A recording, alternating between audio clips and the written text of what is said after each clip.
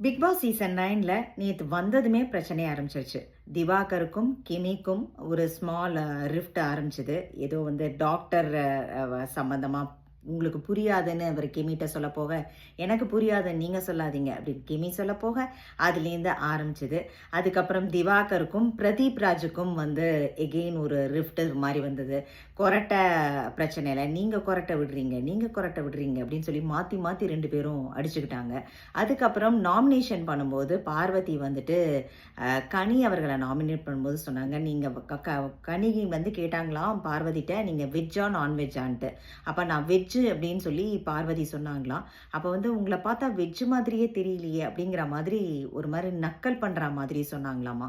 அதுக்கு அஃபெண்ட் ஆகி விஜய் பார்வதி வந்து கனியை வந்து நாமினேட் பண்ணியிருந்தாங்க. ஸோ அந்த மாதிரி பிட்ஸ் அண்ட் பீசஸில் நிறைய அந்த மாதிரி ரிஃப்ட் வந்துட்டு இருந்தது. இருந்தாலும் நிறையா இன்னைக்கு ரொம்ப சவுண்டு பார்ட்டியாக இருந்தது வந்து விஜய் பார்வதி, பிரதீப் ராஜ், அப்புறம் வந்துட்டு காந்தி, பிரதீப் ராஜ் இல்லை, பிரவீன் ராஜ், பிரவீன் காந்தி, இது 2ம் கன்ஃபியூஸ் ஆகுது. பிரவீன் காந்தியும் கொஞ்சம் இது சவுண்டாக இருந்தார். ஆனால் அதர் சைடில் ரொம்ப நல்லவராகவும் இருந்தார். நான் எல்லாத்துலேயும் விட்டு கொடுக்கறது என்ன, எனக்கு உங்களை பற்றி அதாவது ஒரு நாள் கூத்தில் உன்னை பற்றி சொல்கிறதுக்கு ஒன்றும் இல்லை அப்படின்லாம் சொல்லி ஓவராக பண்ணிட்டு இருந்தார். கேம் ஷோங்க இது வந்து காந்தி அவர்களுக்கு இதை சொல்லிக்கிறேன். கேம் ஷோ இதில் வந்து நோ காம்ப்ரமைஸ். நீங்கள் வந்து விளையாடணும். இதில் வந்து அப்போ சாஃப்டாக இருக்கிறதுக்கு வேலையே கிடையாது. முதல்ல உங்களை தான் தூக்குவாங்க. அதனால் கேமாக விளையாடுங்க. அப்புறம் ரொம்ப ப்ராமிசிங்காக இருந்தது, ரொம்ப ஷைன் ஆனது யார் அப்படின்னா ஆதிரேன்னு சொல்லுவேன். ஆதிரே வந்து ஒரு சீனில் என்ன நாமினேஷனில் வந்து அவங்க வந்து கரெக்டாக பாயிண்டில் அடித்தாங்க. அதாவது திவாகர் அண்ட் கலையரசன் அதுக்கு கொடுத்த காரணங்கள் வந்து அட்டகாசமாக இருந்தது. ஸோ ஆதிரே வந்து ஷைன் ஆனாங்க. இன்னும் நிறைய பேர் வந்து ஓப்பன் அப் ஆகணும். துஷார், அரோரா எல்லாருமே.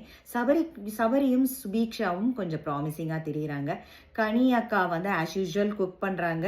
அதே மாதிரி நிறைய இடத்துல அவங்க தான் டாஸ்க் லெட்டர்ஸ்லாம் படித்தாங்க எல்லாமே. ஸோ அவங்களும் வெளி வந்துட்டுருக்காங்க. இதை தவிர நந்தினி, அப்சரா இவங்க எல்லாருமே மறைஞ்சு போன மாதிரி எனக்கு தோணுச்சு. இன்னைக்கு வந்து பிரவீன் ராஜ், விஜய் பார்வதி எல்லா இடத்துலையும் இருக்காங்க.